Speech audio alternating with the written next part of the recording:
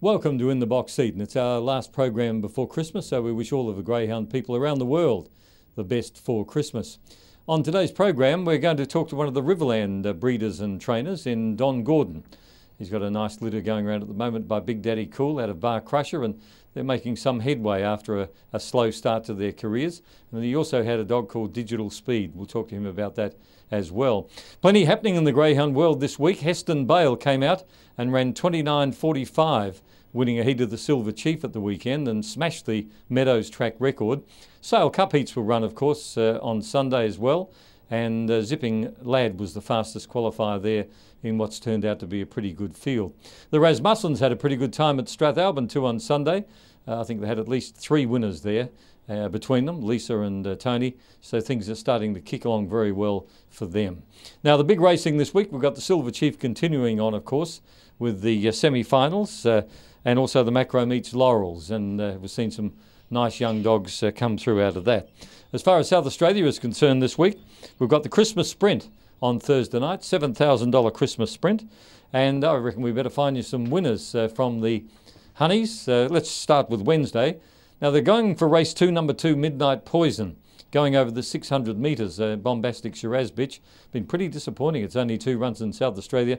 Looks to me to be very field shy, but it does give the impression it will run 600 metres. Also race 9, the girls are gone for number 4, Steamy Thoughts. He's been around for a while and he's a handy sort of a character, and they thought his 1.5 length second to La Garda last start was indicative of another win, and they're probably right. On Thursday night, the Honeys have gone for race 1, number 2, Chaos Master. He's a dedicated railer and he's got back in grade. He's nicely positioned here to win another race. And in race 9, number 2, Dancing J-Lo has been taken along very quietly in the 600s.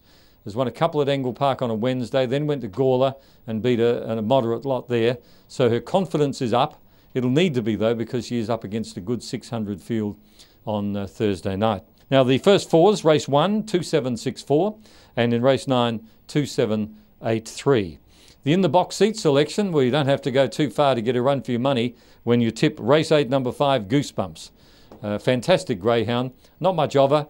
If she can settle in the first 3 or 4, she nearly always wins, and her effort last start to pick them up on the home straight was nothing short of outstanding. As far as dogs to watch, I've got a few each wayers.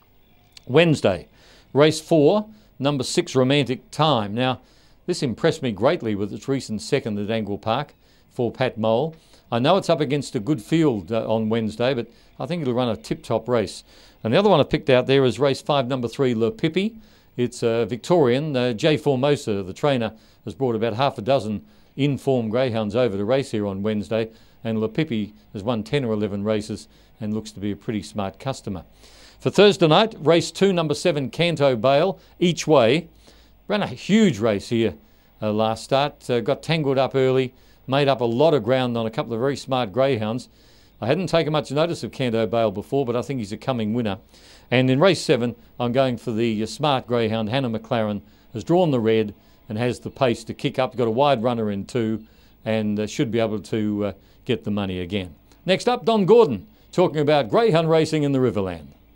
Our guest on In the Box Seat this week is the Barmera trainer, Don Gordon. He's bred a nice litter at the moment, which is starting to pick up a few races, and he joins us. Well done, Don. Thank you. Yeah. Now, you've been in the game a while. I notice you've bred a litter of Bar Crushers by Big Daddy Cool, so obviously you and Bruce Lellman get on pretty well together? Yeah, we've been good friends for a long time. I've known Bruce for nearly 20 years now. Mm-hmm. Bruce helped me in early days. He'd given me his brood best when she finished, and I bred a handy bitch out of that. So, and Bruce has always sort of helped me along the way, given me ideas. So, yeah, he's a good mate. Well, he seems to be a good bloke. In fact, all the Riverland blokes seem to be pretty good sports. Yeah, they're not bad. Yeah. Now, you also have another link in greyhound racing in Adelaide through your daughter, Nikki, who has been going pretty well with Prince Ben. Yeah, she's actually, she had a lot of trouble with him in the beginning, and she's got him going quite well. She's a good little trainer, yeah.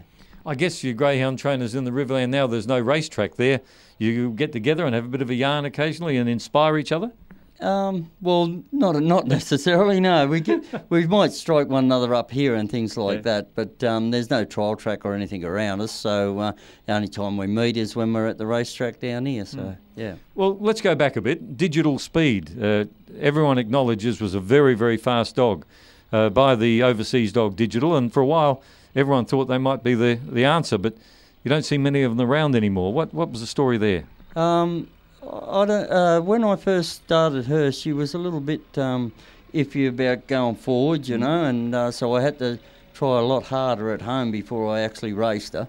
And once it clicked with her, she was right. But I think that's the thing there with the import dogs. You've got to be a little bit more patient, and I had to learn that myself as well. So I think that's the ticket with them. She ran some fast times? Yeah, she did all right, and she was just about 3 lengths short of being a real good dog, but I was quite happy with her. She was a good handy dog. Right. Any pups so far from her? Yes, I went to Walkaway Magic, which is not a sire. Not a commercial one? No, not a commercial sire, but he's out of Cry Havoc, out of Head Honcho. Right. And that's what I wanted. You want that fierce chasing? Line, and I thought, well, that'd probably suit her. And actually, I've taken me bitch down to Bruce's Bull Ring the other morning on Sunday morning, and she flew out like a beauty. And so, and the 2 dogs I've got are doing everything right. So, so you think they'll be racing soon?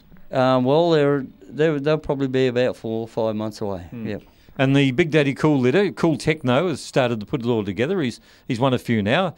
Started off with great early speed.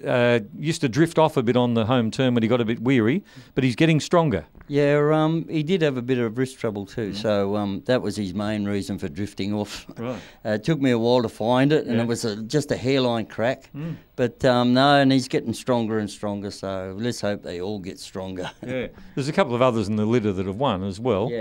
Yeah, they've got early speed, which helps them, but they didn't end up as good as I was hoping. So, but the breaking in reports were real good. So we just got to hope that they get better. And you'll keep maybe one for breeding to keep the line going? Not at this stage, no. You've got high standards, obviously. Yeah. Well, I try to do that, and they've got to win in the city and things like that. They've got to be like Digital Speed, free for all company all the time, and Bruce is like that himself. I try to follow what he does, and he's always had city class bitches, and I try and keep up with it. Red Leicester's another one out of Bar Crusher. Is he a Riverland owned dog as well? No, he's not. Don Gordon that's involved in that is from Victoria, and he's 6 foot tall and about that wide. So he's using your name in vain, is he? No, he actually owned it, bought it off Bruce, and the connection there is with Graham Bates. Right. Yeah. Well, it sounds as though you've got a bit of fun ahead of you. You retired, so you've got lots of time. Your daughter's doing well in the game. Yep. As long as you don't fall asleep at the wheel driving down to Angle Park, I reckon you're good for a good while yet. That's it. No chance of that. And if you get a win, it's pretty fast home. Float home. Thanks, Don, for talking with us today. Thanks very much. It's been a pleasure talking with Don Gordon, the Riverland trainer. They tell me he's a real good bloke, and I think from what little time we spent with him on In the Box seat this week, we agree wholeheartedly.